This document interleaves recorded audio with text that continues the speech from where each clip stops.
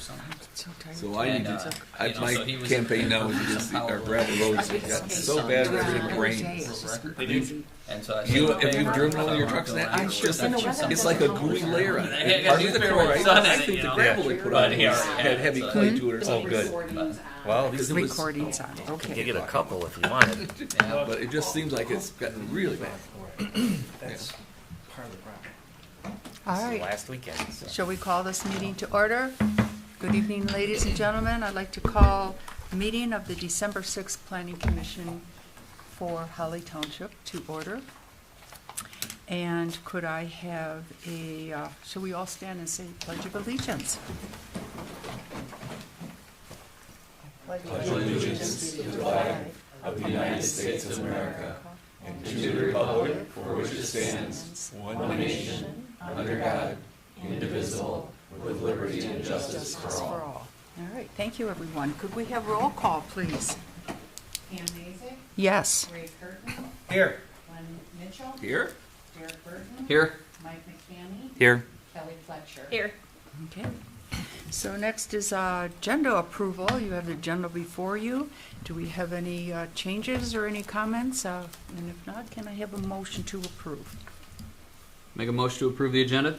I have a motion, support? Second, Glenn Mitchell? All right, I have support. Is there any discussion? All right, with that, all in favor? Aye. And none opposed.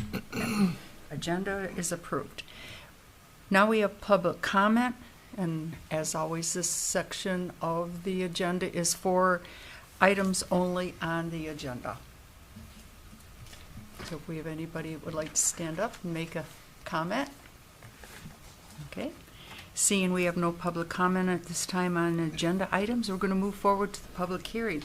Public hearing is on the proposed amendment to the ordinance, Chapter 32 zoning for supplementary regulations, Section 32, 134, accessory buildings and uses. I'd like to open the public hearing at 6:32, and I don't believe that there's any. Are you making a proposal for that? Should I second that? Yeah. Needs to be a motion, yeah. Yes, are you making a motion?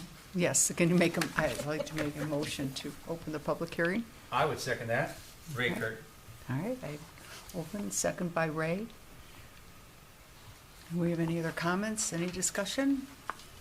With that, can I have I don't think we need a roll call, but approval, all in favor? Aye. And none opposed. So with that, public comment, or the public hearing is opened. I don't seem to see anybody here to make a public comment, so I guess we would automatically close the public comment. I'll make the motion. Support? All right, a motion and support. All in favor? Aye. Aye. And none opposed. Motion carried. So let us move forward with the minutes. So you've got two sets of minutes before you. You've got the September 6th and the November 15th. Do you want us to look at them and approve them separately, Karen? All right, so let's, Put on your agenda let's, separately, right? all right, let's look at September the 6th minutes.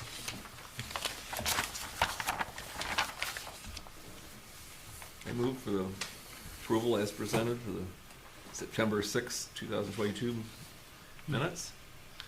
I have a motion by Glenn, I have support. Support? Support by David Burton. Is there any discussion on the minutes?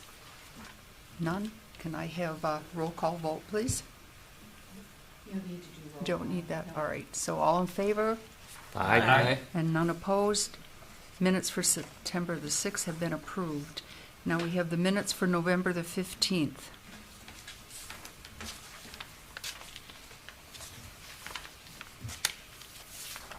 I didn't see any changes or anything with them either, so I'll go ahead. I can make a motion to approve the November 15th minutes. Do I have support? Support. Glenn Mitchell? All right, is there any debate or discussion? All right, so can I have approval? All in favor? Aye. Aye. None opposed. Minutes for November the 15th have been approved. There is no communications on the agenda, so we're going to move forward with old business. And this is on the proposed amendment to Chapter 32, the zoning article for supplementary regulations, section 32, 134 accessory buildings. And we did have this before us last month, and I did see that there were some changes. I like the changes that were sent out that you had legal counsel take a look at.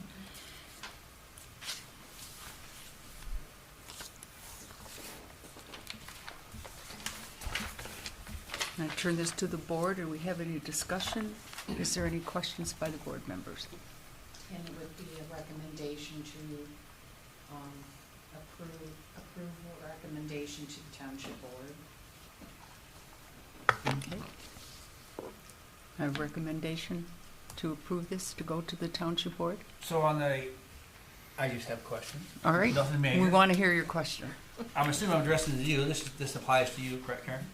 So on the storage containers, shipping container vehicles sent out to use accessory buildings, has that always been in there, or is that a new addition you That's put in new. there? That, yeah. So if somebody has that already, how does that work? It's grandfathered in. But There's they wouldn't only have got one a I permit, know of. because you never would have permitted those before, or did you? Well, we had one, and they incorporated it into a structure that was up to building code, so they used it as part of the structure. So basically they build a pole barn kind of around it, or they set their Yeah. their roof right there, so, okay. So that's all that I'm aware that we have. Okay, So that would be the only one that would be actually legal. So it'd be legal non-conforming. Legal non. so if someone wanted to do that now, because I mean, if you go on the internet, it's the rage, is there a way that this would still let them do that if they did what they did there? Yes, You'd they have to, could. They just can't use a storage container as a building, as a building, right? they can build, though, They a can incorporate it, building around that somehow, that can't be the support. Into something that meets the building code. Oh, correct. So it has to be attached to the ground, it has to have a foundation of some sort. It Correct. has to, Okay. meet electrical, mechanical, plumbing, all those things have to comply with. Well, You if can't it's just, if a storage building wouldn't have electrical necessarily or plumbing, but still, it has to still Right. meet the code. absolutely. My 42-inch posts or a foundation, whatever, for the structure of what's holding the roof up, yeah, and this would be inside, those would not hold up the roof, correct? yeah. Correct.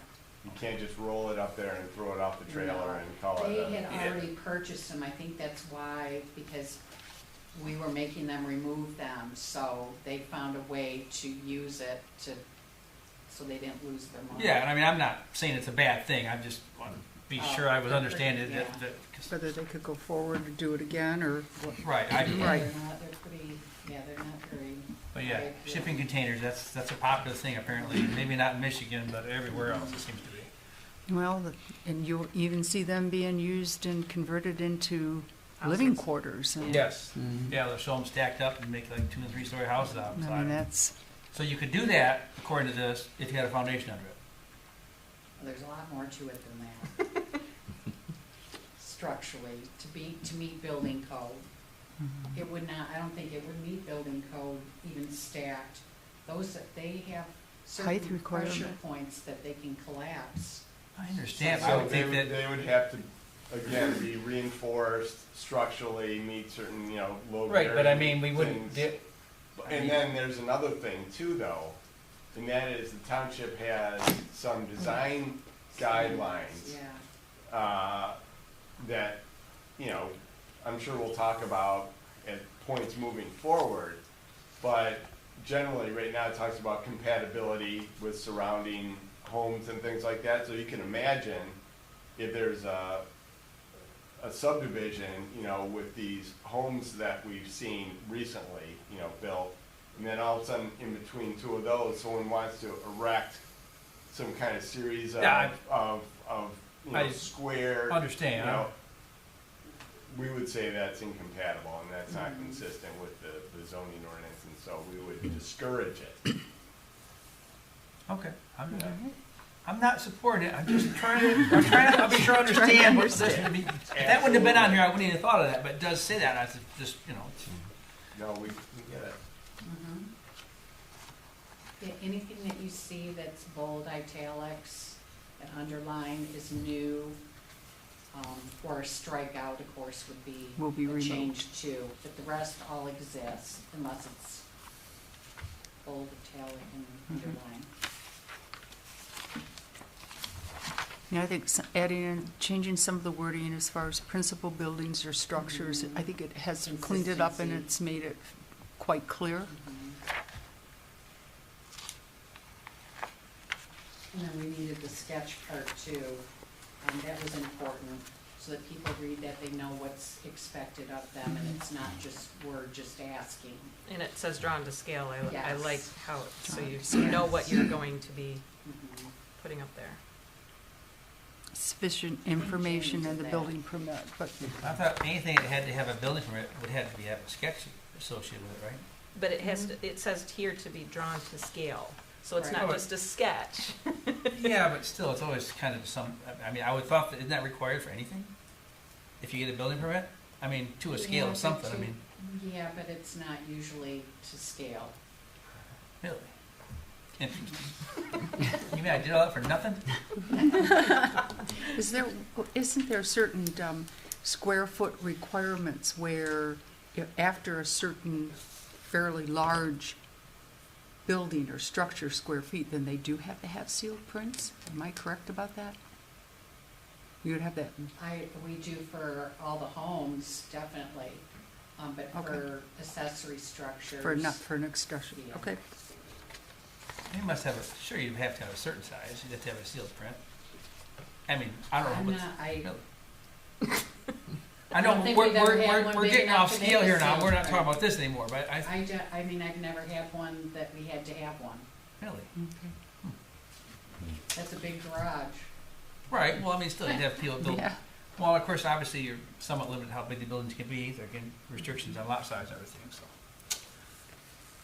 So, Mr. Jackson, I have a question. So, when you make modifications to a section inside of a code, is there some type of test to make sure that there's no other dependencies or any other unintended consequences further back or further forward in the code by some type of referencing or, you know, making a loophole in this section and it cancels out that section? Or is there, how did those get stitched back together? Is there a... That's a great question. It really, it's something that, you know, we normally look at. I'm sure Karen has looked at that to make sure that, you know, there's no cross references or conflicts. What you're Right. really talking about is conflicts with something in the definitions, or, you know, because we looked at the definitions for accessory structure. Yeah, excuse me, the accessory structures where it specifically said that people couldn't, an accessory structure doesn't allow people to live in it.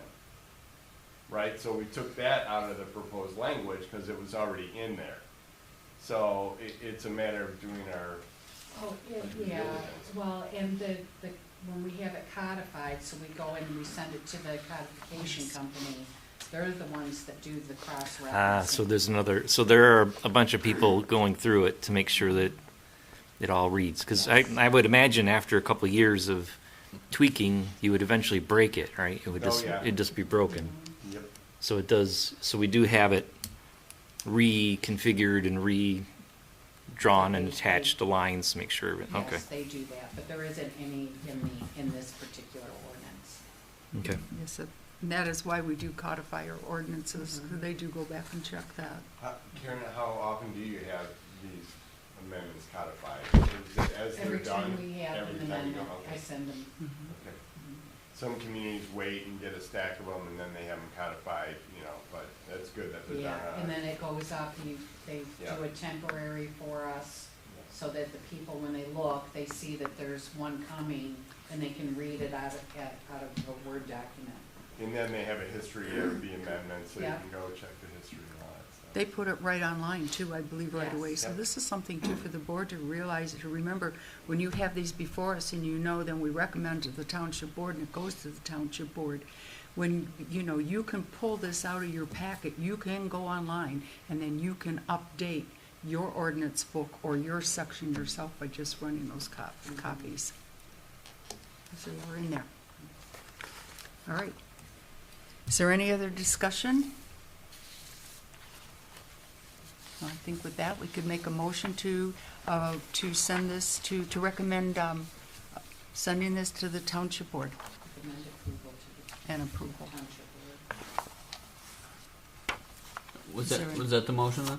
Okay, I'll support. Yes, all right, let me reword it. I can make a motion to the proposed ordinance for Chapter 32 zoning Article 4 supplement, that is 4, isn't it? 4 supplemental regulations, Section 32, 134, accessory buildings and uses, recommendation to the Township Board and approval at the Planning Commission. Do I have support? Support. I have motion and support. We've had discussion. Could we have a roll call vote? Glenn Mitchell, Yes? Kelly Fletcher, Yes. Mike McCamey, Yes. Ray Curtin, Yes. Derek Burton, Yes. Pam Mazak. Yes. With that, motion carried. All right, so now we're going to move on to master plan review, so we can get into this a little bit, and Yep. thank you for sending out the copy of the master plan. Yes.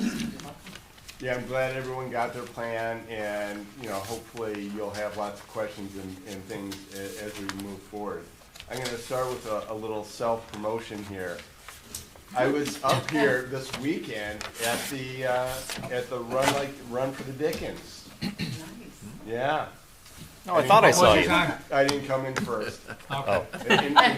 In fact, I got lost during the run, and I ran 7.2 miles instead of 6.2 miles. Oh, my God. I definitely fell in with the wrong crowd. I'm I thinking, don't how know. did you get lost? You either had to be dead last or the very first I person. was not Other than dead that, last. there's a big crowd of people usually. I was not dead last. I don't know who I felt worse for, me or the people behind me. But it was a lot of fun. You can see there were a ton of people here. It was an absolute blast, so it was a lot of fun. Okay, so Jamie and I are going to split this presentation up. We thought it would be helpful if we sort of walked through the 4 different sections in the master plan. The first one is introduction. The second one is background studies. The third one is goals and objectives, and the final one is the future land use plan and implementation.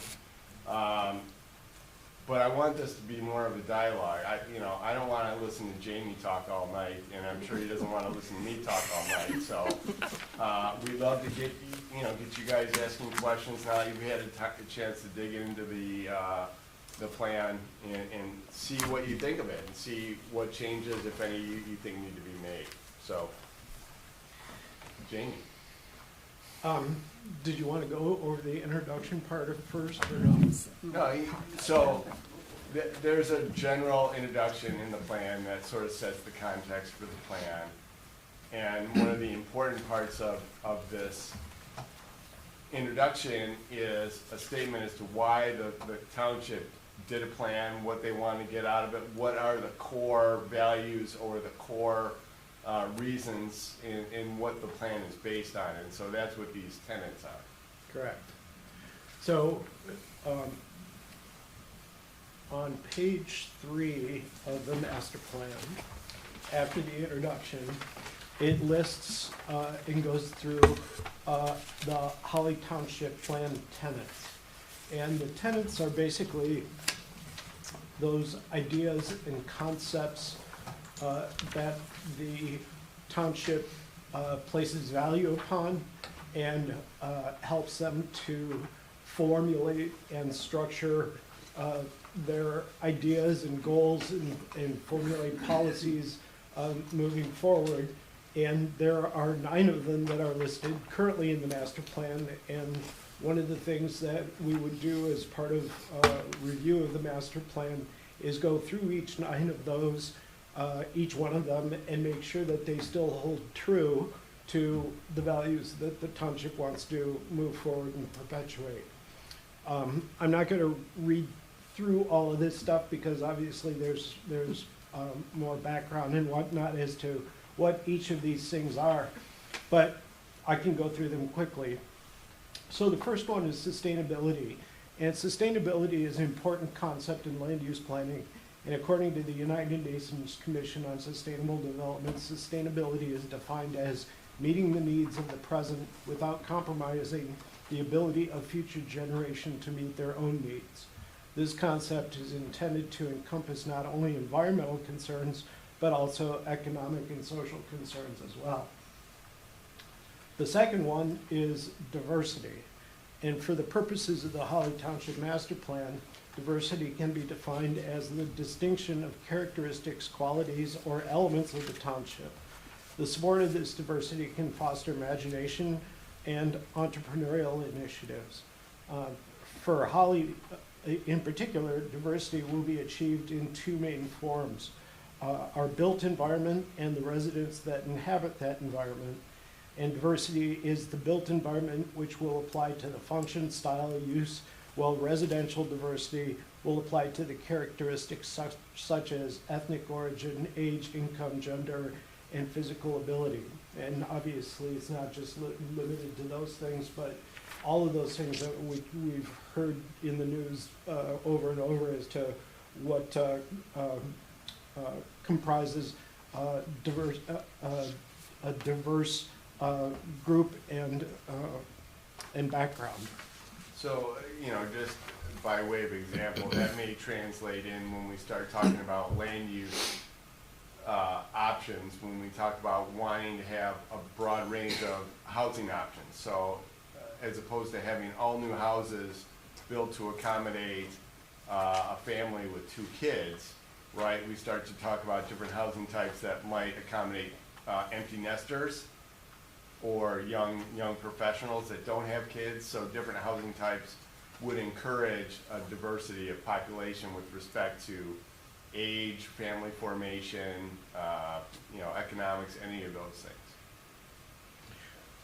So the next one is obviously very important to any community, and that's economic vitality. And economic vitality will be achieved in Holly when all industry sectors are viable and working together toward a shared vision. Holly is an attractive draw for the future businesses and residents based on its residents and its location.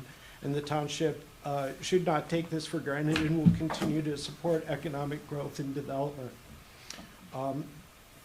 The next one is a sense of place and time. Understanding how Holly came to be must be remembered, embraced, and celebrated. Moments of accelerated growth in the township can and have caused destruction of natural and historical resources that are often realized too late. The master plan must protect these resources still present in the township and reveal the history of those that have not been lost or that have been lost, while at the same time responding to the needs of the present and the future. The next one is identity. For Holly Township, a unified Holly identity will not be achieved in name or slogan alone. Holly Township's identity will be shaped by land use, celebration of culture and history, and by creating a sense of place or a there. I'm not quite sure who came up with this phraseology, but it's pretty interesting how they've achieved this. The next one is something that most people understand readily, has become a buzzword and in many master plans, many communities, is environmental protection. And in this particular case, Holly Township's natural environment, which includes open space, wetlands, waterways, woodlands, habitats, both essential and critical, they provide the framework upon which the township has been developed. The framework has also established much of the township's current identity and provides option for residents and visitors to connect with the outdoors and enhance their quality of life. The next one is connectivity. The physical connections will be accomplished in Holly through the use of roadways, pathways, greenways, open space, sidewalks, and public transportation, providing residents, workers, and visitors with viable options to get them from one destination to another in the township, and the region is an immeasurable value to the future success of Holly. The next one, I haven't seen very often in master plans, but I like it a lot. And that is the tenet of fun. And so fun Until is, we redirect people running to different routes. yeah. And see how long before they find out that they're going the wrong place. Yeah. So fun is defined as something that provides amusement. A community that provides activities and places for people to enjoy, improves the quality of life for its residents. Holly will be a place that residents, visitors, and workers will want to live, hopefully, work and play, only if there are places or activities that will bring them joy. So fun is, I think, an integral component and a valuable tenet for the Planning Commission and the Township Board to be moving forward with. As you're thinking about all these other things, how do we bring that tenet of fun into all of the things that we do? And the last one is strong leadership. And the leadership of a community, either elected or appointed, has a responsibility to plan for and implement the vision of its constituents. Change is not easy, and the decisions that leaders must make to foster change can be difficult, to say the least. Holly's leaders acknowledge this and will strive to create future policy that implements the vision set forth in the Holly Master Plan. So these are the 9 basic tenets that you all have stated in the past, in the last master plan, as being valuable guidelines for moving the master plan forward, in which the plans contained in the master plan should be structured. Any questions? Any thoughts? Does this hit home, or are you like, who the heck wrote this? Who wanted it? Well, I guess the question I would have is this in line with the other communities have for their, are we missing anything that we should have in there? Is there a thing we should be taking out because it doesn't make sense?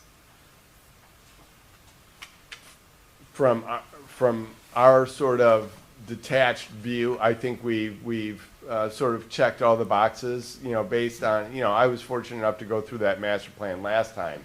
And I know all of these came up, through the various public engagement sessions. People felt strongly they wanted there to be a strong tax base in economics. They wanted to be able to preserve and enjoy the open spaces and the recreation facilities that you have here. In terms of fun, clearly with, Mount Holly and the ORV park and, with the risk of getting skewered, the Renaissance Festival, you guys are sort of on the map for fun, so that's something to build on. That's an asset to build on and something that would attract people. So, yeah, I think all these are definitely not only advisable from a general standpoint, but they seem to fit Holly Township well. I don't think that there's anything that you guys have missed in this group of tenants that you're moving forward with.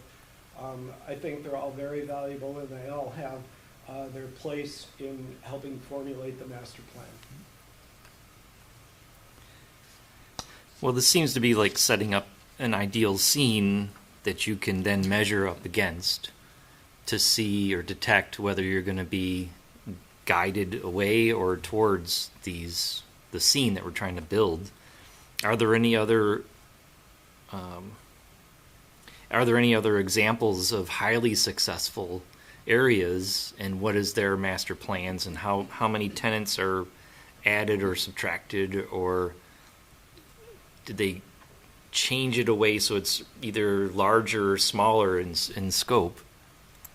And I don't have that experience, but that would be a question, right? So, You mean, do other communities have more or less tenants than 9? Is that kind of the question, or? yeah, well, I'm trying to figure out if there's enough, which I think there is, because it does paint a specific picture that you can go, yeah, no, we're off, which is what we're trying to do, right? Trying to get some type of framework so we can actually put it around the situation and go, are you in or out? Right. Out of bounds, in of bounds. Right. But has this been used and utilized very successfully in some other places, or are we missing just a couple pieces? So there's probably some conception that master plans are sort of this fairly similar in terms of their makeup from one community to the next. They're modified, of course, but they follow a very sort of similar outline. And I would say I haven't seen a lot of other communities that even have tenants in their master plan, right? The basic building blocks of a master plan are basically, existing conditions analysis, public input, goals and objectives, and then the plan. Okay, those are like the things that you would expect to find, like the minimum that you would expect to find in any master plan, Okay. right?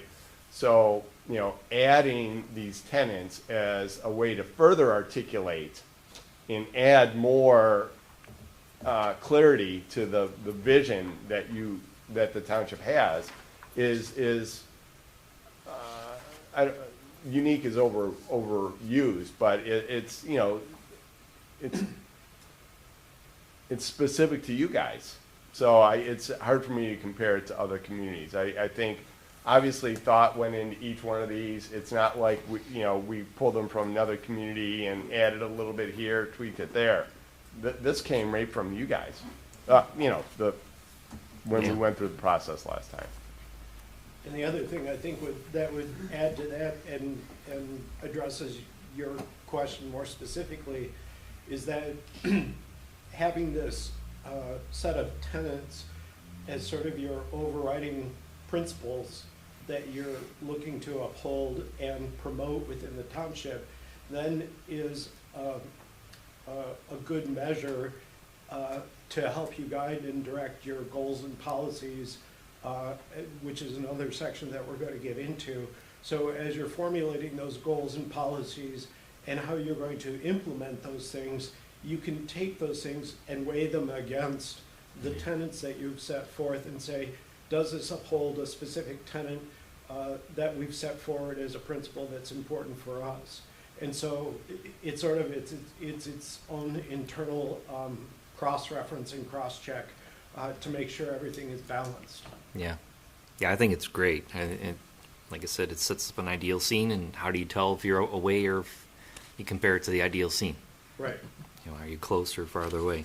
I think the people that planned this did a great job. That was you, right? I was just sort of a passenger on that ride. Okay.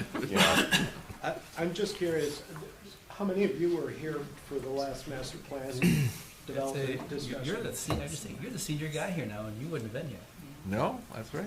I didn't realize I was a senior one year, but Well, thank you so- for pointing that out, by the way. Well, And Pam, were you involved in any place else? You were in Groveland Township for a long I was time. in Groveland Township, Were you part of that master plan? Or? Yeah, so she would. 30 years I was there. So she's much more experienced than I. But no, I was not here for Holly Township. Yeah. I went prior to this. Okay, so as we're having this discussion, both of us just need to remember that, like, all of this is new to you guys. Obviously not reading the master plan, but sort of understanding how they're developed, what goes into a master plan, and the importance of a master plan, and then what happens after you have a master plan in place to help achieve those goals and policies moving forward. So we'll get into that a little bit as we move forward through this discussion. Speaking of moving forward, I'm sorry, were you going to say something? I just had a question, and this kind of goes back. I was going to ask before. Are the things updated in here as far as for the most recent census that we have to work from, or is this really the last master plan we're still looking at? It looks like it was updated. So, when it starts getting more details with the numbers and that, is that the more or less current information? No. Because it's like No. 13 and something. No, Yeah. So this is still the this prior plan- one, the Yep. information prior. Okay, Yep, that's kind there's of what. Yeah, the 2010 census. Yep. I was gonna So- say, I noticed the 2010 when I was. Yeah, it looked like it was too old, but then I kept going back to the fact that it said 2040 on the front, so I went, well, how did they? So I was confused how But much it's was updated, if anything It's was. projected to go to that what- far, but we Yes. update it as we Yeah, go okay, along. all right, that's what I wanted to know. All right, sorry, I didn't mean to. No, I didn't know that's that the okay. right place. I was just confused when I was in there. What? 'Cause it didn't look like it was updated, and yet then I kept going. Well, it says 2040 on the front. Yeah. So But all I right, think sorry. I think that's something we will take a look at when we're looking at what we consider our tenants coming in, which I think is a very good term, what are those tenants? Do they fall more into this category and age group, or more in this area? So. Yep, and we'll touch on that. Something we'll So, look at. yeah, we'll touch on the demographics and how this relates to that here in a minute. Actually, like, pretty soon. Oh. So next thing is background studies, and there's a ton of information in here. So I'm glad you guys haven't had a chance to look at it. I'm just going to sort of scan through some of them, and point out some things to talk about. Obviously, location. Holly Township hasn't really moved at all since plate tectonics were in action, so we're good there. In terms of access, again, no major changes. In some communities, there are major changes. There might be a major thoroughfare or highway that comes into a community and really changes its sort of access in the region, but that's not really the case here. We have, obviously 75, and then a series of other regional arterials that provide access, and there's no plans to reroute things, no bypasses, anything like that. So it's getting close to us off of Baldwin Road, and some of the stuff they did there is getting close to Oakland County, but it didn't quite get to us, yeah. Right, Yeah. yeah. Physical characteristics, again, there is a lot of great information in the maps that we have here. The Michigan Natural Features Inventory kind of lays out a map that shows, areas of high priority for preservation, medium and low. So that's valuable information. Again, when we look at land use patterns where we want to encourage development, where we want to encourage preservation, woodland tree rows, that's a unique part of this plan that, again, goes to preserving the character of the up north in Oakland County, preserving those woodlands, not necessarily trees, although we do have a tree preservation ordinance. It's more about preserving areas where there are large groups of mature trees. Wetlands, obviously, is a huge part of our environmental makeup here, and we know we're losing wetlands on a regular basis from a variety of environmental influences and man-made influences. Watersheds, and this is something, a lot of these environmental characteristics not only impact Holly Township, but also the region as a whole. Watersheds obviously don't respect municipal boundaries. So things like the Shiawassee and other sort of watersheds that have implications from what we do to adjacent communities, as well as what happens in adjacent communities and how it impacts us, is important to understand. And topography, of course, that's what gives, some of the character of the community to the rolling hills and things of that nature. So again, understanding that these have been documented. So when we look at a site plan review and say, hey, wait a minute, we don't want you just to go in there and clear cut the trees. We don't want you to go in there and just mow down the topography, balance it, take all the hills off of this side and put it in the lowlands on this side, so you have a nice flat piece of property to build your buildings on. We want you to sort of respect those physical characteristics. So that's why when we do a site plan review, we may be encouraging them to try a different layout, to look at something different. That's why these things are helpful. And it shows also, if it gets to a court situation, the court might say, well, what's the rationale for this? Where did you come up with this? Well, as a matter of fact, it's one of the core parts of our master plan that found its way into the zoning ordinance, and now we're actually implementing it through the site plan process. So that's why we have all this stuff in the plans. Could I ask, the one map there has woodlands and tree rows. What is tree rows? I've never seen that listed as a item. I didn't know what the terminology meant, because it just seemed like woodlands would make sense, but I don't know what tree rows. Well, so woodlands is more of a natural cluster of trees that have grown up, whereas tree rows are things that have been probably historically planted for from an agricultural standpoint, trying to prevent the wind erosion and your seeds and soil from blowing away and things like that. So it may not be a natural occurrence of trees, but it's physically, But if you look at the map, there's a huge amount they have colored as tree rows, and that, I guess I wasn't familiar why they would consider it tree rows. So the other, Or what? they're often called hedgerows as well, and they're usually found at the edges of farm fields. Yep. And typically, that's the area that separates parcel boundaries, that creates, in a lot of instances, natural buffers from one piece of property to an adjacent piece of property. And so for helping to mitigate one use versus another use that may not be as compatible as you would like it to be, preservation of a tree row or a hedgerow between those two uses is an important tool or aspect of being able to help mitigate those two types of uses adjacent to each other. The other thing that tree rows provide is their wildlife corridors.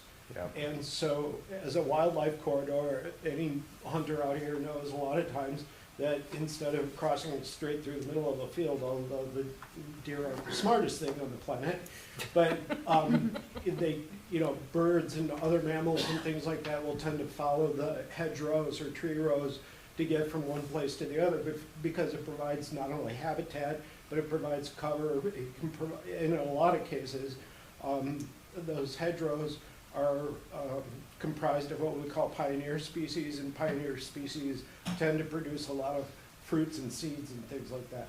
And that provides, obviously, food for the animals and things like that too. So it's not just something pretty to look at. They have a great deal of functionality to them as well. So, question for you too, because I'm seeing it a lot here, and it's been something I've thought about for a while now. We're seeing wetlands a lot. Is it advantageous because the state, has the 5 acre to? Because I know there are some townships that do like 2.5, for example. So would it be advantageous to do something like that, knowing that there's a large amount of wetlands in this area? There's a lot that the township can do, from the carrot side of the equation as well as the stick side of the equation, in terms of protecting natural features of all types, not just wetlands. Wetland buffer, which, do we have a wetland buffer No, in our ordinance? over the years, they've addressed wetlands many times, and I don't remember why they never adopted anything. So, that would be one approach, would be to have a buffer. A lot of communities have a natural features buffer, which would require a certain setback from anything from a topography, steep slopes, wetlands, streams, waterways, things of that nature. And then from a carrot standpoint, you could offer, some incentive. So you could say there's a minimum buffer of 25 feet, let's say. But if they increase it to 50 feet and they limit the types of activities they could have in that area, you could say that area could be used to calculate density for the rest of the property. So there's ways to encourage the preservation of these valuable features, as well as, the minimum standards.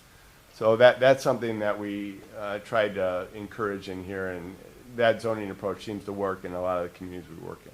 So, I'm sorry, I'm not knowledgeable on any of this stuff. Sure. Okay. So, in layman's terms here, a wetland buffer would basically say you had a 1 acre wetland. Does it basically prohibit people from doing anything to that wetland because there's a buffer there? Yep. So it'd be even additional protection, more so than minimizing the size you could touch. So, for example, what we see happen is people may use their lot area. Okay, so let's say you have a 200-foot deep lot. Part of the back of your lot may actually be in a wetland, right? Because the requirement is that you can't build your house in the wetland, but it doesn't say you can't have your rear yard in the wetland, right? Mm-hmm. So what happens if you have a wetland in your rear yard, right? You start filling it in, you start planting it, you start dumping your leaves in it that you raked up, your grass and all this stuff in there, and gradually, and plus you fertilize your lawn, so the fertilizer starts to get in the wetland, and so the quality of the wetland starts to degrade, right? So if you encourage, like I said, a buffer where you can't even use the wetland as part of the usable area of your lot, the rear yard or whatever, you could transfer that area to allow a smaller lot. Okay, so you have a smaller lot, people don't go into the wetlands, they don't mess with it and things of that nature. That makes sense? Mm-hmm. So a lot of communities, depending on where they're at and the predominance of wetlands within that community, and also the level of pressure that's being exerted on those natural features within a community. Say, for instance, wetlands in Canton are going to experience a lot more pressure from development than wetlands, say, in Holly Township. In those types of instances, those municipalities often have specific wetland protection or preservation ordinances that are in addition to the state regulations. Mhm. So in other instances, like yourself, where you don't have a wetlands protection ordinance necessarily, and there's less pressure on those types of things, and a municipality may not want to engage in trying to enforce or regulate or oversee protection of, they just simply defer to the state standards and say the state standards for us are good enough, but you can do some minimal things like a buffer or something like that that adds an additional level of protection to it, but you're not necessarily forcing them to get involved in a much more elaborate wetlands ordinance that you guys have on the books. Everything just automatically goes to the state, and you guys can say, hey, the state's got this covered already, we're happy with how they do things, and we're not gonna worry about it other than maybe a buffer or something like that. Like I said, someplace like a Canton or something like that, and certainly I've done a lot of work in the city of Ann Arbor, and the city of Ann Arbor's wetland preservation ordinance is very stringent, very elaborate, very complicated. It allows for use of the wetlands to a certain degree as long as you provide mitigation and offsets and other types of things that may allow you to develop more in a certain area, but take other portions of the site which may not be as accessible or something like that, and offset those impacts in one area of the wetland with creation of mitigated wetlands in another area. So there's lots of ways to do it, and it sort of depends on your pain threshold as to how complicated you want this to be. But certainly wetlands as an example is one thing that you can provide additional regulations on through the implementation process, which effectively is through the zoning ordinances, to create those additional protections if you so desire. And there again, it goes back to what are your goals and policies, what are your tenets that support if you wanted to move in that direction or not. So who determines what a wetland is? Well, there's a very specific definition so the state, and correct me if I'm wrong here, but the state of Michigan is one of the, I think it's the only state in the nation that has its own set of regulatory agencies that preserve, protect, and regulate wetlands within the state. Everything else is handled by the Army Corps of Engineers. So in other states, if you're going to impact a wetland or something like that, you fill out an Army Corps application, it goes to the Army Corps, they do the evaluation, you do whatever, and so on and so forth. The state of Michigan, they have their own whole set of rules and regulations that control how wetlands are utilized or impacted, and they have a very specific definition of what a wetland is. And the current definition is basically that you need to have 2 of 3 factors for it to qualify as a wetland. there's hydrology, soils, and plant species. So if you have 2 of the 3 categories, it qualifies as a wetland. If you have only one of them, for instance, then it doesn't qualify as a wetland. And so in some instances, you'll see, let's just say, somebody who may have a vision for a piece of property that's a farm field that they ultimately want to develop, and it has wetlands on the back edge of it, but they'd like to expand the amount of developable area on that piece of farmland, where you'll see people who may go in and start to sort of eat away at the edges of the wetlands to make them smaller. And one of the ways that they do that a lot of times is they go in and they mow. And by mowing, what happens is you reduce the plant species that are viable in that location. And with the removal of plant species, oftentimes you eliminate or greatly reduce the amount of hydrology that's available or utilized in that situation. So you can actually artificially move the edges of where those wetlands are defined according to the state definitions. And so what you were trying to do and suggesting is that through certain mitigation measures and ordinance requirements, you can help protect those by having these buffer zones or zones of non-disturbance or things like that. And that, I think that answers your question. Just to add 2 more things to that. Number 1 is there is a state inventory of wetlands. Okay, so that's in this plan. And then also they have certified wetland experts that can delineate a wetland. So if we had a development coming in, we would say, you know, you have to show us your wetland delineation. All right, and then we would look and see if for some reason their delineation is like a fraction of the size of what is on the inventory. The state's inventory would say, wait a second, you got to document why that is such a discrepancy. The other thing is, for what it's worth, farmers can plow wetlands. They I can wasn't plow. gonna pick on farmers, but Yeah. I know one that has a lake in his backyard, that as the lake gets deeper, he has less property to plow, right? Yeah, well, Yeah. You The can lake- plow and the lake plant a got raised in wetland. this last little Yeah. bit, right?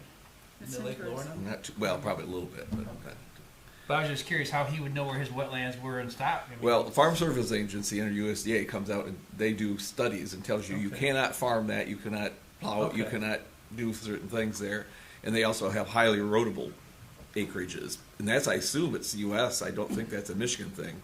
Yeah. That's done for farmers, but if a developer comes in, then you're back to the state laws and whatever that, because I don't think they have any say whatsoever.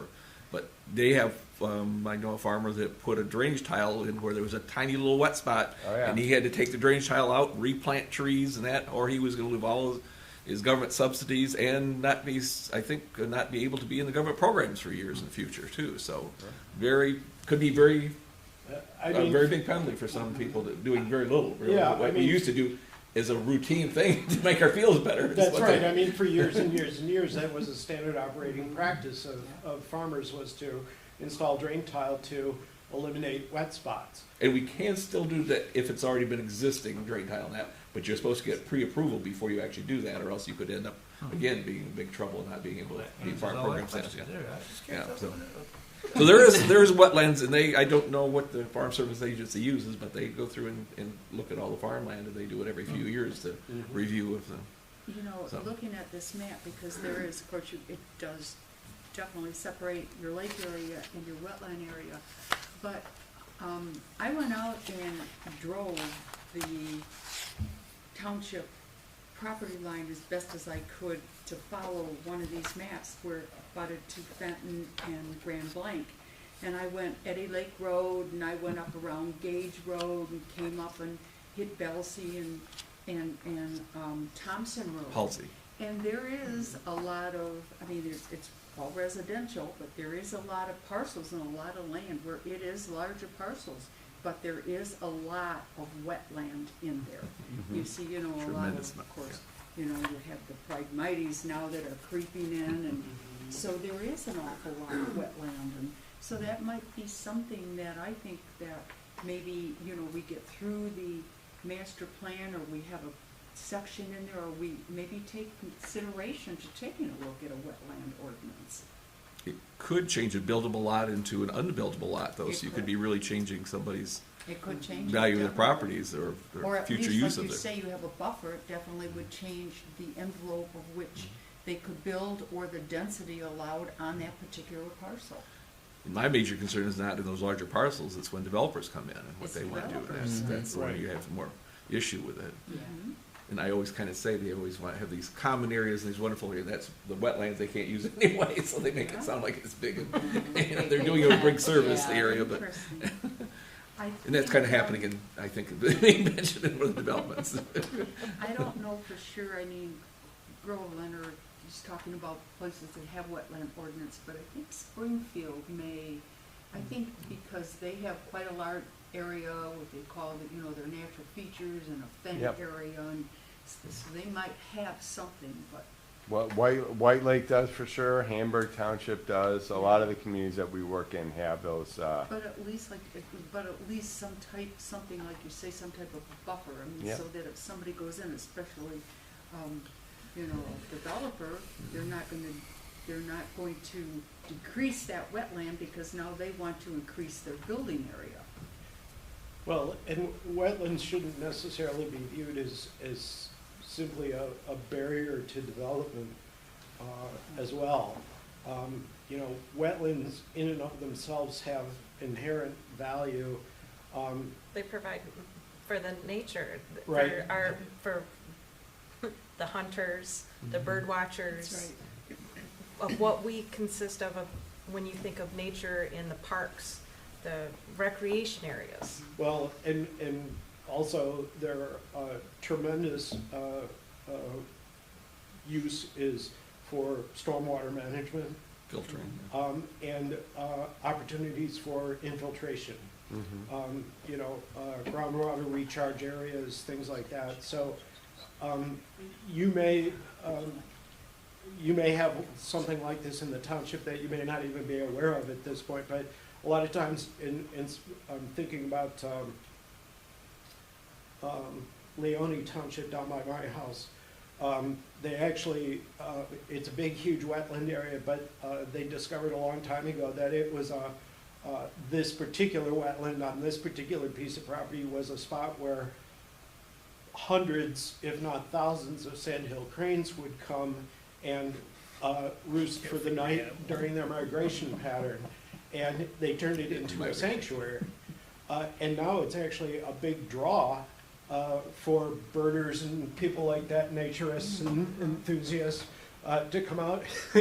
They've actually set up a couple of pavilions with benches, but they've also got like this little amphitheater where they hold classes to teach and talk about the sandhill cranes and their migratory routes and all this sort of stuff. And I mean, wetlands are not something that should be looked at as this thing that you tuck in the back corner of a development. They need to be looked at in the whole context of their surroundings and then what the impacts are of the potential development that you see coming in. Yeah, I think, wasn't it not too long ago or last year, they actually wanted to put, I think it was sandhill cranes on the hunting list, and there was a great, revolt. People called into their senators and called in and, saying no. My niece's husband was a legislator for a while. I said that was the most contentious thing they brought up. They didn't even bring it up to vote, but the fact that they discussed Yes, it, that's they practically right. got death Years threats from ago. this. Yeah. So what did Farm Bureau do last week? We had an Michigan annual convention. They put on their list of things to lobby for. So sandhill crane hunting season, and it is really become. And I more information need. But years ago, my family was big into science, and a couple of them were really ornithologists, kind of almost professional. We were so excited when we saw our first sandhill crane, because there was none around when I was a kid. We never saw one. But now, today, I chased off our wheat field, which is, what else can it be but our wheat, and our wheat coming up is at least 3 times. There was probably 50 or more sandhill cranes. Now, some of those might be migration. I don't mind but some are the ones pretty much year-round here. Yeah. And they've gone from being Some by my a house. wonderful thing that a few Some of, of them and almost like are. our deer, to really where they're pests. And they've done a big damage to our cornfields. Yeah. I try and protect them for some of the other things. I think they probably do good, but anyway, that's the, Fan Crazy really went from nothing, you virtually not seeing them at all. It was a great event. People went long ways to see them to now they're around all the time.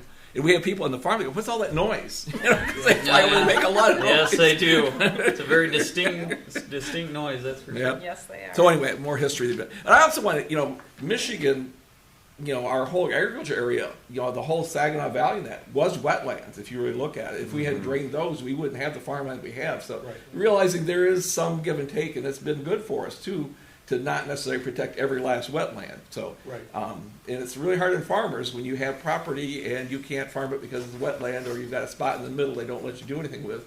So it's a real problem a little bit, although, again, I don't want to get rid of all the wetlands, Right. but it is a problem. And I have problems when they mitigate by going and making wetlands out of something that wasn't. I don't know, I still think that's kind of strange myself. I don't necessarily like that concept, but. Well, okay, so that's a great point, because, not all wetlands are, worth saving, right? Yep. We have, in Holly Township, for example, a very limited amount of area designated for development, right? Yep. For concentrated development. And so that might be an area where mitigating the wetlands might be worthwhile, because it's usually at a ratio, I don't know what the ratios are, 1 to 1.5. So for every acre, you need to replace it with an acre and a half. I forget exactly what it is. But to take 1.5 acre of wetland and sort of expand a smaller wetland that you have out sort of in the north west portion of the township, so it's more sustainable. It can actually turn into a full, robust ecosystem. Might be a worthy reason. Probably to the problem I've mitigate. had is when I've heard of it, it was actually, I think, for road building someplace. They mitigated, and they went and took good farmland and basically flooded it. And I have a hard time with that. Oh, yeah. That was a good idea to force. It probably never be the quality of the wetland they replaced either. You can do something, you can make it wet and swampy, but is it really a quality wetland? And plus, Holly is also fortunate to have, state recreation areas where you could mitigate, the wetlands and not take other viable land out of the equation, right? You wouldn't be taking residential land, you wouldn't be taking industrial, commercial, or any other land out of the equation. So there's definitely ways to approach it, but the point is that not all wetlands need to be saved. You need to look at it just like everything else, in context with the overall objectives and the tenets of the plan. All right, more things, just a quick update on background studies, population and housing. In 2010, the township had a population of 5,276. That number in parentheses is the village of Holly's population. So you can see between 2010 and 2020, I gave you some updated numbers here. There was an increase in population in the township, pretty significant, relatively speaking, where there was a reduction in the village's population. The next letters here, C and D, are households in the township. Just less than 2,000, increased to over 2,200 in 2020. There was an increase in households in the village as well. And in 2045, and these are SEMCOG projections, they're projecting the households to increase, again in 25 years, only, 160 households. This is not market-based. These are some formulas that they use, cohort survival projections, which is where people die at a certain rate and they are born at a certain rate. So there's going to be X number of people, and they apply their average household sizes to come up with the number of households that they're going to project for the future. you know, that's great academic exercise, but when we know that there's a development project that's gonna come in and drop 500 households in the township, we know that it can change over, you know, in a short period of time. So, these projections that SEMCOG does are, you know. How would they forecast the village would lose households? that's, Again, you know, it's again, like that just shows you that it's just a formula. People are dying off and out migrating faster than they're coming in, which means there's gonna be fewer households. And households are occupied households. The number of housing units, the number of actual structures may not change, but there's gonna be fewer occupied households. So that's some things to keep in mind, but it's not market-based. I wanted to emphasize that, okay, and I'll circle back to that in a second. 29% of the households in Holly Township have children. 29%. That means 71% don't have any kids.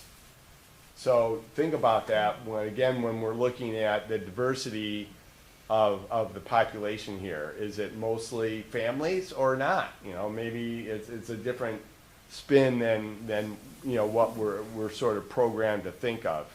So I thought that was an important statistic to put out. I was there. surprised it was 30 or almost 30% myself. Yeah. You just don't see kids outside the household very much, and so I'm just surprised it was that high. 29% have children? Wow, that just seems really low. I mean, So you think it's low? Huh? And this would be based on 2010. No, Or just this current? this is 2020, I think. That's 2020. Yeah, I don't know what. Yeah. Sorry, I I'm should curious. keep It that could in be. there. It could be up But it's not the 2010 stuff we were talking No. But about. it's Okay. averages out No. anyway sometimes. And then the last couple of numbers here is 2010. The median age was 42.6. 2020, it's 40. So that's sort of an interesting trend to me. I thought it would be going the other way. You Like know. we're getting younger. Yeah. Seems, especially since you called me as a senior member on the board. Why am I senior citizen? Just a senior member. So one thing I threw out here is when we do update, if we decide to update the master plan with new information, I would suggest we go an additional step instead of just regurgitating, you know, SEMCOG or the census's information, to do a housing target market analysis. And that would basically be a market study to show, you know, who are the consumers that are looking to live in Holly Township. Who wants to live in Holly Township?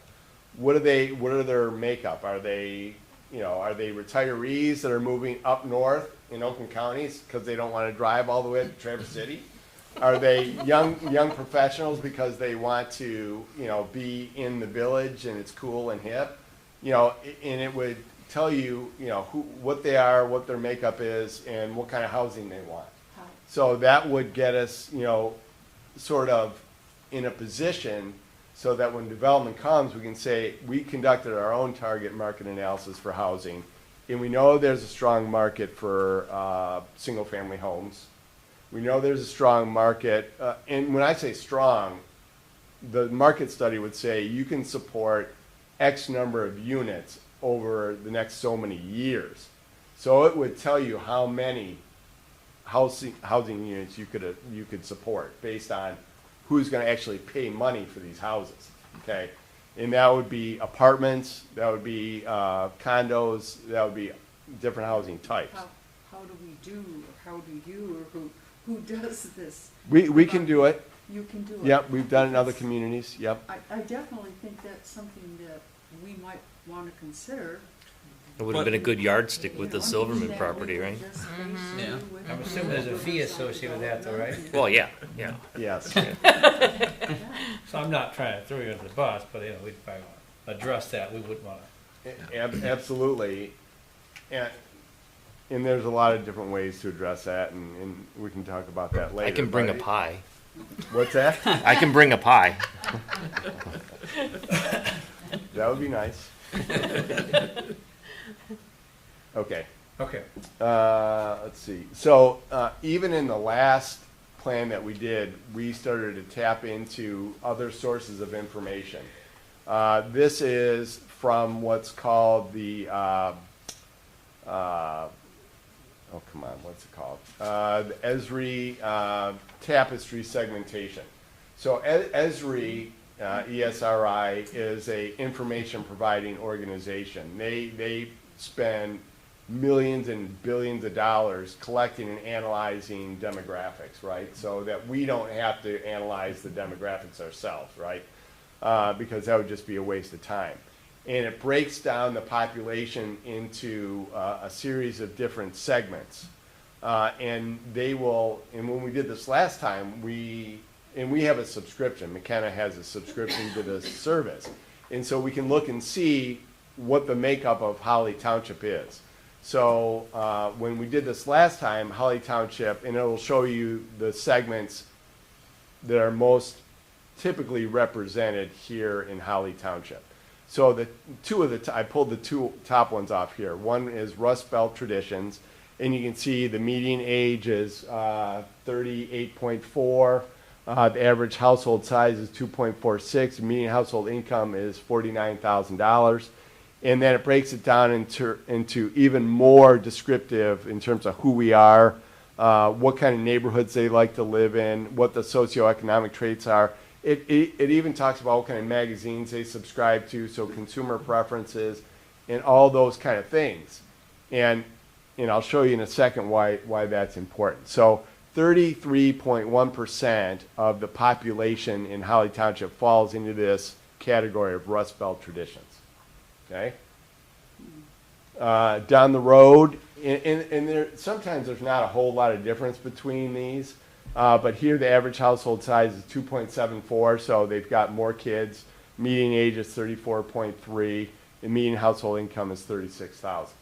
So again, you can see the differences in again a lot of different breakdown in terms of home ownership characteristics, what kind of housing they're looking for.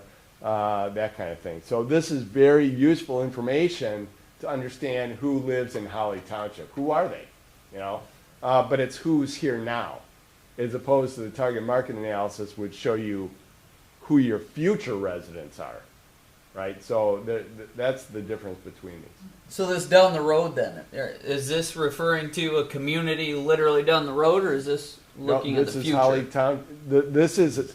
Like Down the future. road is the name of the tapestry segment that's represented right here in Holly Township. Okay? So it says here, down the road is a mix of low-density, semi-rural neighborhoods and large metropolitan areas. So that fits so far like a glove, right? Mm-hmm. Half are located in the south. That doesn't apply. The rest chiefly in the west and the Midwest. That applies. Almost half the households live in mobile homes. Apparently 2/5 live in single-family homes. So 2/5. These are younger, diverse communities with highest proportion of American Indians of any segment. So, this is truth. This is who lives here in Holly Township. It's not all people that live in subdivisions, right? The people that have moved in the last 10 or 15 or 20 years even. You've got people that live in Great Lakes neighborhood. You've got people that live in the manufactured home park community here in Holly Township. So those people represent a portion of the population. And that's what these studies really help to put more meat on the bone. Instead of just looking at the numbers, this starts to help you understand what they're like, what they want, what their hopes and dreams are, and things like that. So I'm a little confused maybe on the zeros, but is that 1.354 million households? In the country. Oh, okay. All right. I thought it was. No. I thought it was in the township. So that's a lot of That's in stacking. the country. It's a lot of stacking. Yeah, that's Really quick. So the last slide was specific to Holly. This one's general category that Holly. No, if you look at the last one, 2.6, almost 2.7 million households in the country. Okay. But this is the segment that's represented here. So,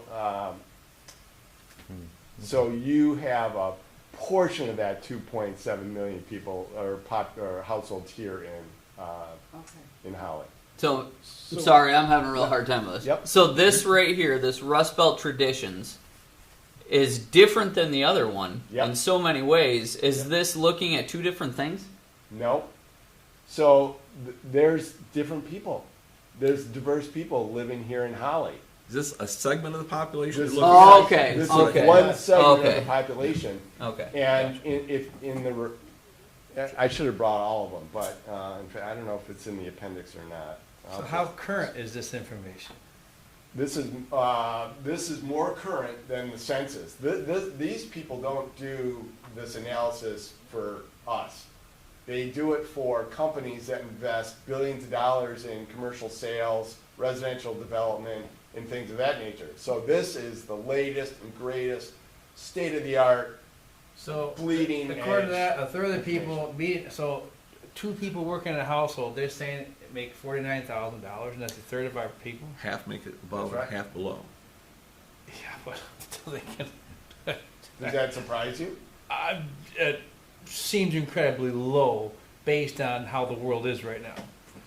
I mean, things have really changed in the last couple of years. That's why I'm just curious how current this is supposed to be. Holly Township is an awesome laboratory for people in the community that have money and people in the community that don't. We probably have one of the most diverse Yeah, income. you drive around the anyway. community, and you'll see it. Well, I would agree. I'm still thinking though that if I have to, that's a third of the people. I'm thinking, and then the next slide they were less. It's like, I mean, it's Well, the just other one isn't different. Like this is median, the other one is. down the road. No, it's Well, the others is different. It didn't say median, Median. did it? Yeah, Oh, it did. Okay, sorry. Yeah. yeah. Okay, I misread that then because that's much Down less. the Yes. road, how Yeah. far? but if you think about it, This is current, if I'm not mistaken. Yeah. This Well, is- down the road is a label that is put on the 1.3 million households, and then this is It's these still are another segment these of our are community. This is 20% of our people are in this So these category. yeah these are the ones that are attributes more- of that Of that, Yeah, okay. of that Section. 20%. they're- right. Okay. Okay. Yeah, I'm You're following accountant. now. They're in okay, the- good. I'm sorry, I came up with did a job flash explaining it. later. And plus, I got it. it's a lot of information to take in. So, I mean, So, Oh wait, we're not. this is the kind of depth that we got into last time that led to, the decisions that are in the plan. Where that is, and they can't make more like $15,000-$20,000 hard to live there. that's true. but So, more background, I'm facing that. more background studies, employment. I thought this was an interesting thing. 80% of the people of Holly Township work outside the Holly community, right? Oh, yeah. I So believe there's it. not a huge employment base here Bedroom in Holly. community, I think we call See it. that? wasn't it? I watch Right. them leave in the morning and watch them Yep. come back Yeah. home. In the evening. But if you look at some of the tenants, that imbalance may not be ideal. Maybe having some places where people could work without having to drive outside the community, because the next statistic here is 88% of the people that commute to work do it by a single occupancy vehicle. Right? So, when you talk about a new development coming in, they're all going to get in their cars, and probably they're both going to be working because it's more expensive, as we've seen, and they're both going to be driving cars out of the development to go to their jobs in Troy, right? I mean, that's not a sustainable situation because it's going to put more pressure on road improvements, unsustainable costs of road maintenance.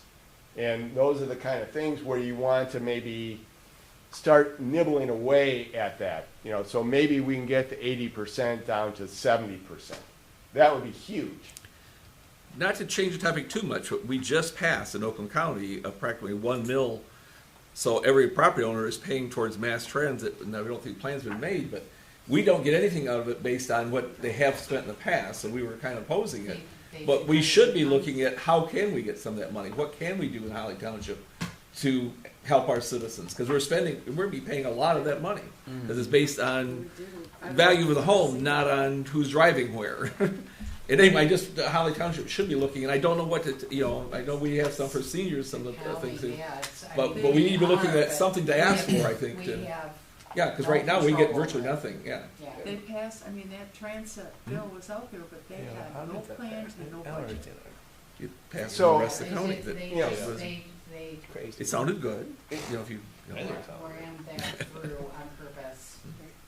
It's, I hate to say it, but, because it is what it is, but, this master plan is, when we get to the implementation, talks about what you can do to sort of improve your situation here. And, having this information might give you more leverage when you're advocating or, Funding. lobbying. yeah, just the for- fact 88% of us do not use mass transportation at all. Well, you don't use And it probably because even it more doesn't than that, exist. probably close to 100%, It yeah. doesn't You don't exist. use it, Yeah. It doesn't exist, but how many of you would use a car, You're not part of a this. car Well, it kind of still. share or carpool lot if there was one out there by, There's one in by Great the Joe Road. freeway? Well, And there that would is- be a way there to is one. reduce, okay, does anyone use it? Okay, Yeah, so, I get you. so that, that's good, that's a start, Yeah, there's there's other two of them things down the that you road. can do, but also making sure there's opportunity for jobs to come here in this area. There's gonna be jobs in Grand Blanc with the Technology Village. That's part of why, the township identified that little area on North Holly Road, just south of the border with Grand Blanc, to try to capture some of that. And as part of that, we put some pretty specific images in the master plan that said, just because we want to attract high-tech jobs and emerging sector jobs, doesn't mean we want it to look like something that dropped in from outer space. We want it to look like it's a part of the community. But if you look at the master plan, when I went through and I was looking at it, and I thought, all right, so to me, we would look through goals, we'd look through these, we look through land development, and we look basically, I think one of it is corridors.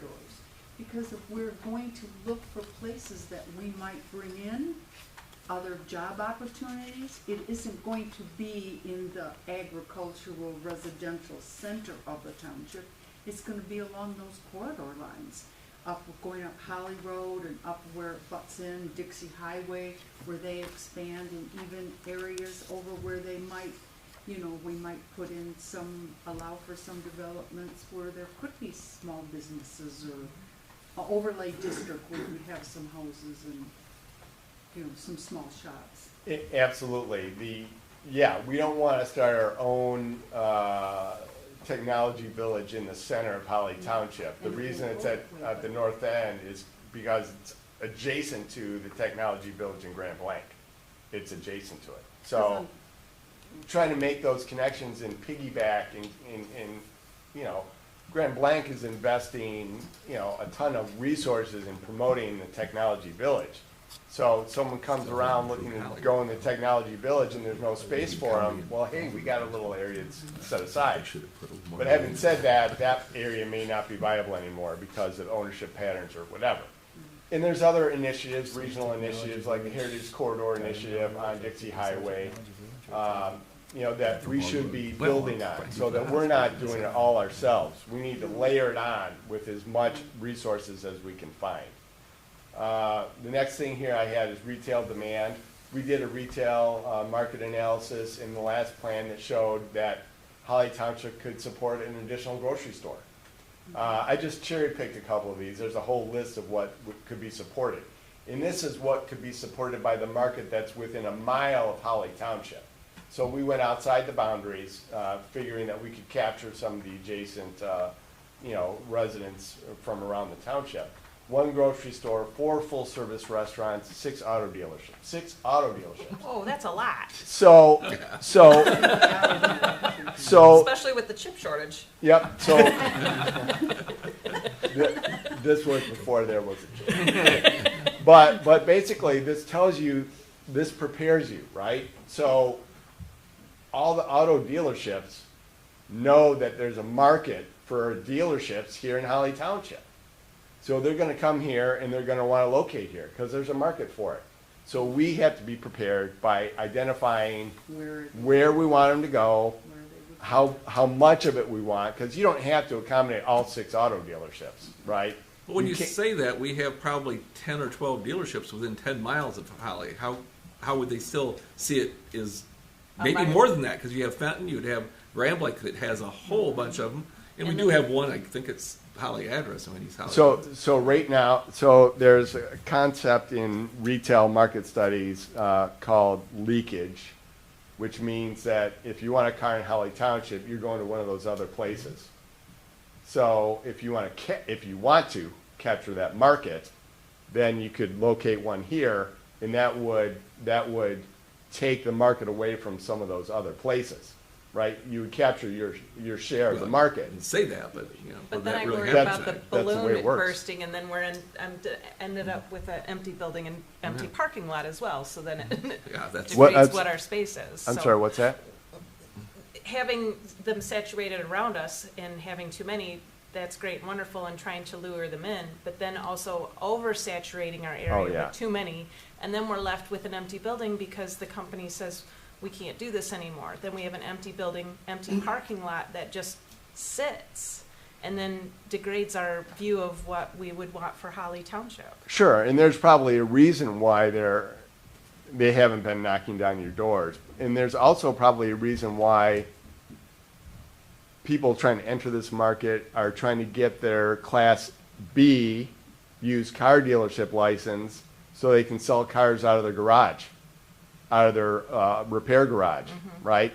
So they enter the market that way and start building a customer base and start building it up and building it up. That's the way it works. It doesn't usually work where all six dealerships come in looking to locate here. No. I mean, Yeah. to a certain degree, you have to rely on the business owners and business developers to do their own due diligence to make sure that locating in this area is gonna be viable for them long-term.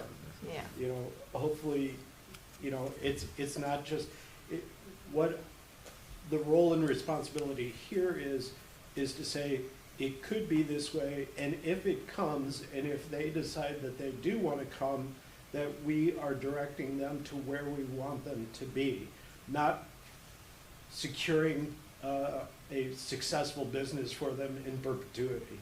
Yeah, yeah. You know, and so, I just, like I said, I cherry picked these off the list. People would probably, no one would object to a new grocery store in town, right? Right? People probably would love to see 4 new full-service restaurants in town, right?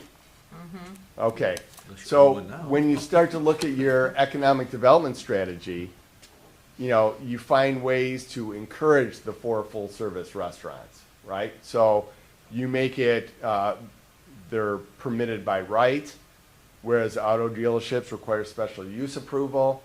You have development standards for the dealerships that say you have to have a minimum of 2 acres.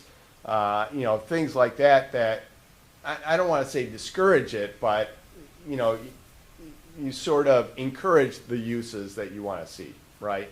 There's even incentives, obviously, tax breaks, retail, commercial tax abatements and things like that you could, if you wanted to get that aggressive to attracting the restaurants and the grocery stores and things like that. You can do retail abatements. I can't imagine there's an appetite for that yet. That's getting way out there. But again, it shows you there's more to the master plan than the zoning ordinance. Okay, more background studies, community services, fire, police, utility, schools, park and recreation. A lot has changed with respect to this area since the last master plan in terms of the township facilities, the use of this facility, the development of the Holly Farmstead. There's a lot that's going on. So this is an area that might want to be revisited. There's a ton of information here in Parks and Recreation. In fact, it's basically a Park and Recreation plan in here that shows deficiencies in terms of certain facilities and things like that. So there's a lot of good information in the Parks and Recreation information. Roadways, you know, I cut these are snippets from the Transportation Improvement Plan, which is like a 5 to 6 year plan, I think it is, to show what kind of improvements are anticipated. That's in the lower right-hand corner. You can see, I think it's in, oh, I got it right here. In 2027, Karen, they're planning on making improvements to the on-ramps there at 75 and Grange Hall Road. What? So get ready. That needs improvement. Batten down the hatches. What are they gonna do? Yeah, what's it? I don't know. No, just kidding. I don't mind the roundabouts, actually. Actually, they are gonna construct roundabouts. They're gonna construct roundabouts for safety, justified under safety. And the cost is a low, $1 million. Oh, that's Oh, that it? is cheap roundabout. Yeah. The ones, Thompson Road has that There's planned in a Fenton lot of- Township, or, yeah, I think Fenton Township is planning to do that in the next 2 years, So get ready, it's coming. at their US 23. 2027? Yep. Guaranteed. Nothing could go wrong with that.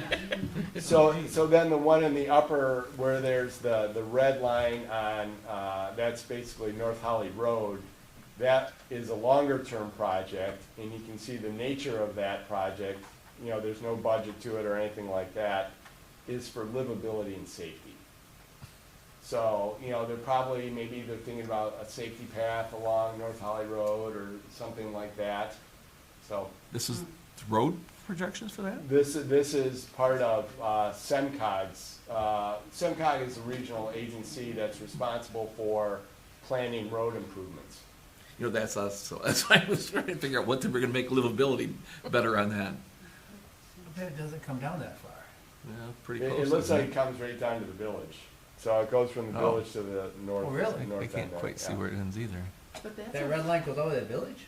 I think Am I so. looking at that We wrong? just redid that road. Are they just gonna? No, that Or goes does it down go to the down to village, Belford 'cause Run? It's just the little square that we are in. Yeah, that Holly. square is Yeah, that's, Yeah. yeah. Holly that's- Township. So the village is It at is that little. bottom This is square. where we are. Yeah, Oh, that's okay. So Holly definitely, The yeah. village is right down here. There you Oh, go. okay. So I'm looking at the map as much larger thing. Okay. Yep, Okay. yeah, I thought it was, But yeah. that's an important corridor if you think about that, between what comes from Genesee County on down.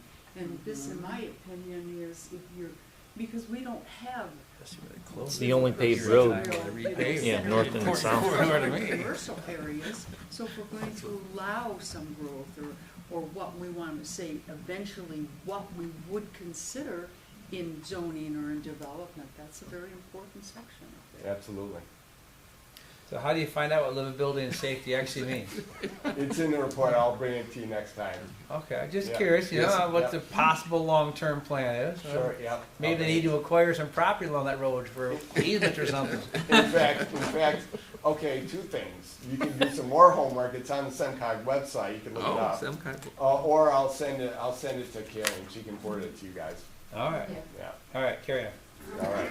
but Pam, that's how supposedly are- one of the ways George got that road project done on North Holly Road was showing Genesis Hospital, I-75, all the traffic, the Great Lakes National Cemetery, Cemetery, all the yeah. stuff that's used for.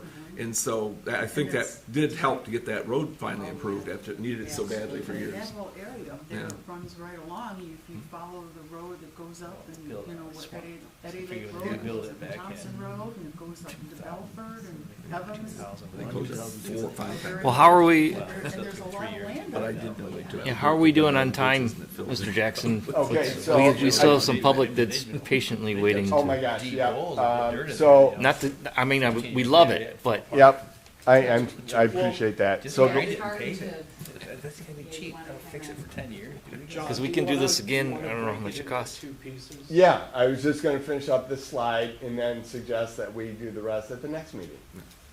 Okay. So the last thing I have. I'm getting We out. digressed a little bit a few times. So the last thing I have on here is the existing land use, which, you know, again, is a very detailed inventory of the existing land uses in the township. I put on here, one of the things I noticed, a change from the last time we did the plan till now, is the one area that represented the biggest change was industrial development. When we did the plan the last time, we had 18.2 acres of developed industrial land. And now we have 124.3 acres. And that's entirely the Shannon Shannon, over there on Dixie Highway. Yeah. All located in an area that was planned for industrial development. However, I would say that, and they met the zoning ordinance requirements, but I would say sort of some of our ideas in the master plan about, for instance, what that industrial looks like from Dixie Highway never made it into the zoning ordinance. So they've got a, I don't know, 30, 40 foot setback from Dixie Highway, and they've got, a 45 foot facade with very few windows on it. Yeah. And then some 2-foot shrubs along the base of it. So didn't really hit the mark in terms of the character that we wanted with the industrial development. I will interrupt though and say that the most recent expansion, we did actually work with them to help preserve that hedgerow and the trees along the edge of the road right away that are between the building and Dixie Highway to help mitigate that impact, the visual impact anyway. And ask them to provide a pathway connection along that frontage. So, I mean, we were able to work with them to understanding what the goals and objectives were for that corridor, realizing that it didn't quite happen on the first phase that they did, but sort of holding their feet to the fire, as it were, on this new piece, we were able to achieve some better results with some oversight. Yeah, they were pretty good about that. Building next. And I thought they did plant trees the first one. Not they did have the short shrub, but they also did have some trees. They went beyond what I think that was required the first time. Yeah, for yeah, that. they did. And I think that helped when they came back. Was Yes. Yeah, it's still not enough, but anyway. Yeah, okay. Come on. And I could be wrong, but a lot of that area was scrubby stuff. It had probably been heavily Natural before, stuff, so natural stuff, well, is that some what of you're that's calling it? not so natural. Either some of that stuff was brought in and Oh, taken well, over. So. Invasive. Yeah. On the Okay. agenda. All right, I'm done. Very good, thank you. Thank you very Well, much, yes. That was very good, and you know what, I thought afterwards, sitting there, because we do have, public comment at the end, and maybe we should have asked this gentleman, asked him if he wanted to do. He enjoyed it. Public comment, but maybe, that's right. If so- we're bored of it, he won't come back anymore. Probably not. Okay, so master plan review, we have no new business. Reports, do we have any reports? Anything from the office, Karen, or anything we should know? No. I would like to ask. There was a more senior member that just resigned. Do we know why? I've not heard. So I don't know. Lloyd Curran, Just called her quits, huh? because he would have been on the He board would've been. He for was much there longer. last time, yeah, for sure. Yeah. So anyway, and not has to do with this, but I understood that our property tax bills are slowly coming or not coming out quite on time because of perhaps the transportation millage getting something about printing. Yes, that was the major delay, but then. Because I missed my also- Christmas card that came usually be November 1st. Well, Assessor. so then we had a major challenge. In addition to that was Mark resigned, and then the deputy quit, so it was Karen that was trying to get the tax bills out and trying to learn all that. And I did get all the rates, and I did a whole bunch of stuff, and then we have, the prior deputy treasurer from Groveland has, helped us, and has done a wonderful job to. But it didn't sound like it was just Holly, it was actually all of them had a Yes. problem getting stuff in because they could do it to a certain deadline and then everybody know. did it at once and so Yeah, tax so it's a bills were lot of coming work. out We're later for supposed to all. be by the first, but ours were mailed today, Okay. so you'll have them anytime. So if Mark resigned, don't we have to elect him, a new person for that? We appointed somebody. Oh, So we did we took applications and we did interviews. However, she's on maternity leave, so she won't be starting until the end of January. Well, I have to say, I'm sure I know that they're lucky that Karen is in the office because you have a very good grasp on budget and taxes and everything, so. That was quite an experience. I'm sure it is. I'm sure it is You might quite not an want that one experience. again. know, I I'm couldn't trying to help- catch up on my own stuff, it's just, it's. No, it's and I not couldn't help you out never-ending. there because I It's never did anything on that unbelievable. side. But we were blessed to have Laura. from- Laura, she was a wonderful worker when she worked for me at Groveland. Yeah, Excellent worker. she's really stepping up and she's gonna collect and do all that. She's done Good, Very transfers good. and, yeah, so. good. So All did right. Mark resign abruptly? Mm-mm. They knew it was coming. Yeah. So why didn't we reelect somebody for that? He That's just- wouldn't resign. His term wasn't up for that. He didn't wanna do it before April. That's when we would have elected somebody. I He see. wasn't gonna resign till the end of October. Okay. So then you missed the election and then we have to appoint somebody. And one more question for you. Mhm. What are they doing at the homestead farmland? Lots of steaks out there. Yeah, all the survey Colorful stakes. steaks. Yes, for What? the Ernst Barn. So, we had the Turn Times and Mott Foundation, has given us $500,000 towards the farmstead. There's been more than that too, and there's more coming. And so we're moving the Ernst Barn from Pontiac to Waterford. Holly Township, yeah, Waterford. So they're gonna put another barn out there for, what's the end game of that? Pardon? Save it. It was a historic barn, they're Yes, trying to save it. I don't know yes. if there's any other end game other than, it was gonna be just demolished, I think, was the idea behind it. Man, I think the historic piece to it matched the property, in terms of the era Yes. of the property. So I know that was a big thing, and we got the barn for $1.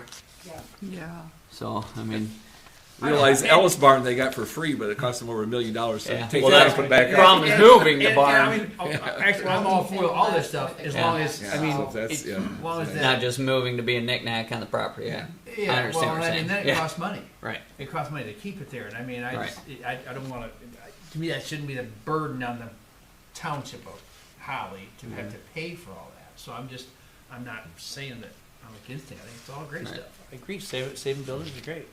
At Ellis But it Barn. probably should be, Spectacular. you probably do need to get it somewhere so people know it was due to grants and that as much as possible. Because otherwise, they will think that's where their tax money's going. We're I gonna mean, sign it, yeah, that's Yeah, very that's good. important, so Yeah. we are gonna put signs up Yeah. to let everybody know. That'd be nice. Maybe we Good. should reiterate That's at it. one of our newsletters that go with our taxes. We did a Yeah, lot of really, work really on cool preparing barn. that initial concept plan. This is Maybe greenhouses, that that's why should it be was there. updated along, I was like, because that things barn have up on changed Baldwin Road, quite it burned a down, of bit. course, They it's have. carved out of the tree on Baldwin Road. Oh, yeah, That was a spectacular barn.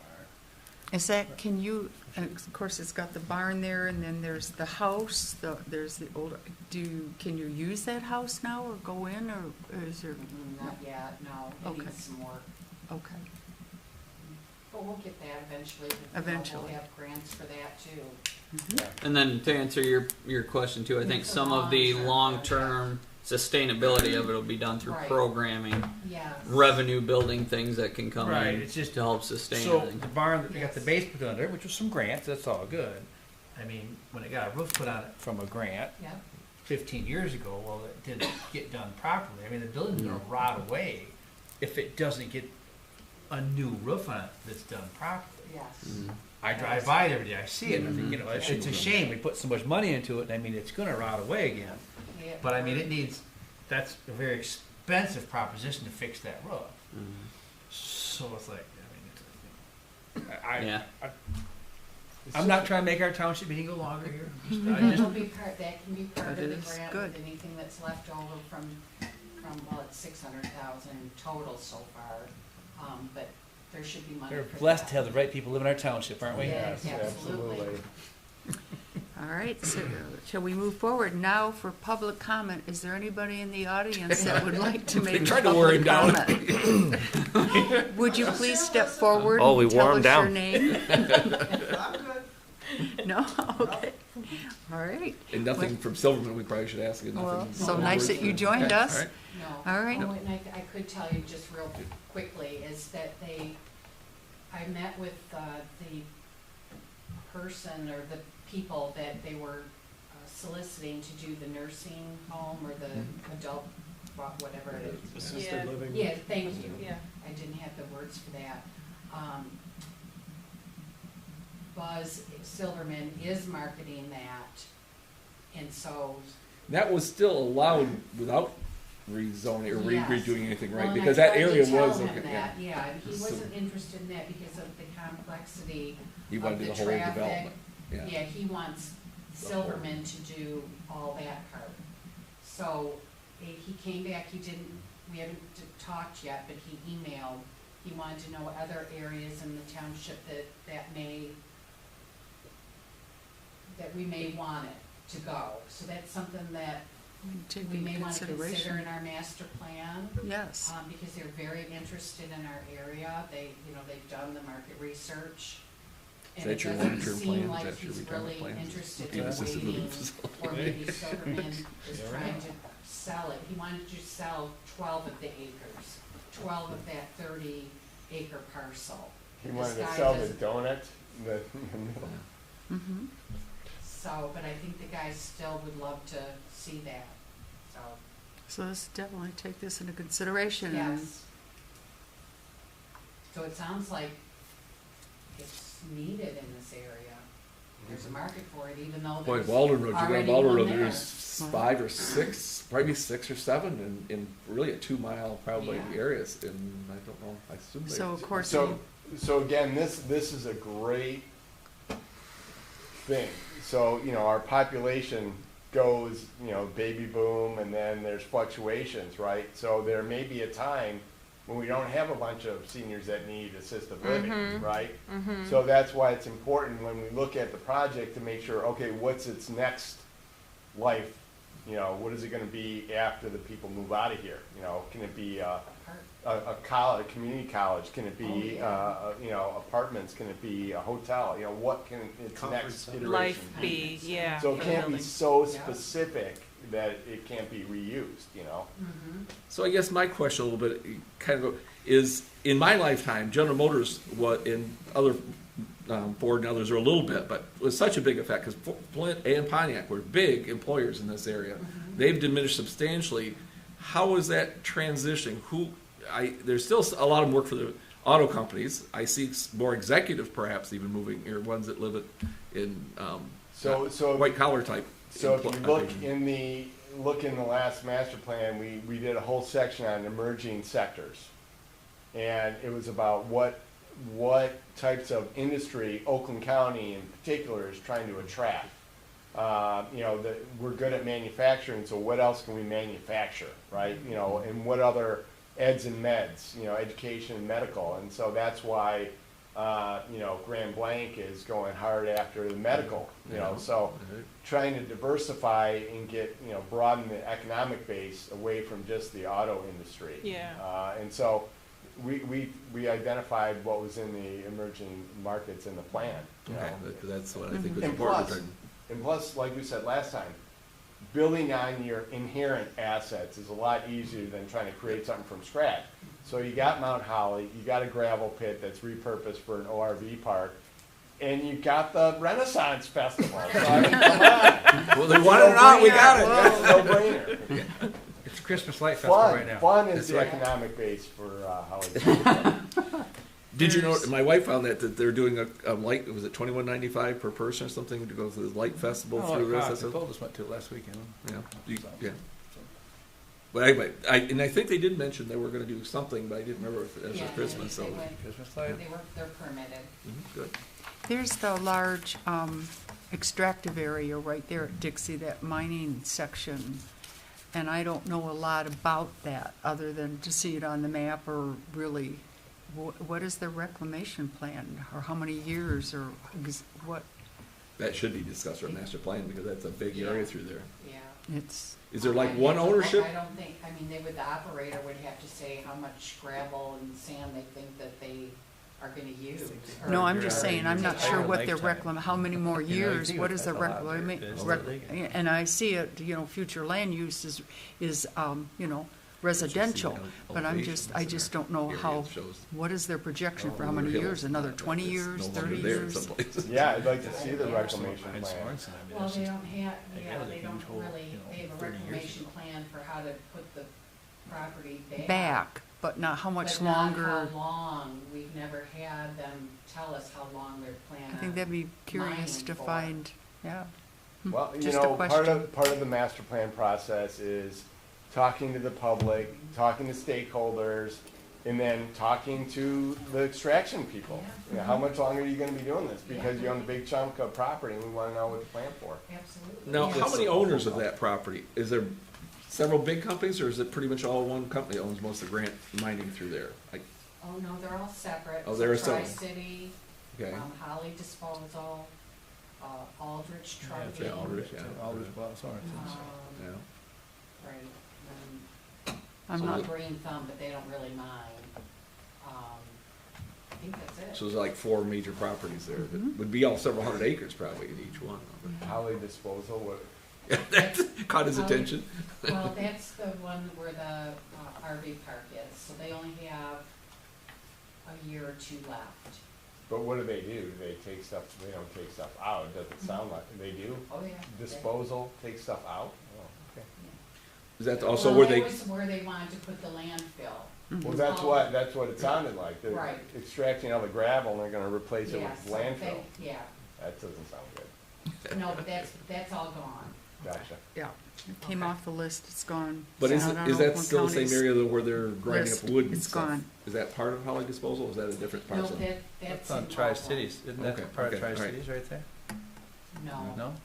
well, I don't know, it might be in Okay. Groveland, I don't know. It's Oh, not that's in right. Holly Township. That's right. Sorry, yeah, that's right. Forget about that. It's just Yeah. outside. All right, That's Groveland so- Township there? No, it starts right. That's right right, You might be at the end of the meeting, but Sorry, we've run too long. All right, any more questions from the board? And no more questions and no public comment, I am going to make a motion to adjourn this meeting at 8:22. we should find out more about Lloyd's resignation and thanking him for being on the planning Yeah. commission for all the years. Yeah. Because he Yes, really I did think serve a we lot of definitely time. do that, maybe. Well, hopefully you didn't leave because you heard we were gonna look at the I'll- master I'll plan. talk to Karen, I'll find out. I'm not gonna We'll do that find out. again. So we went down because we looked at greenhouses. George told us. In the basement of this barn, there's these 2 stalls. Well, we that have won't see probably been there anybody for before the new 150 year, everybody have a With good wooden- holiday. With wooden Merry Christmas. stanchions for Merry holding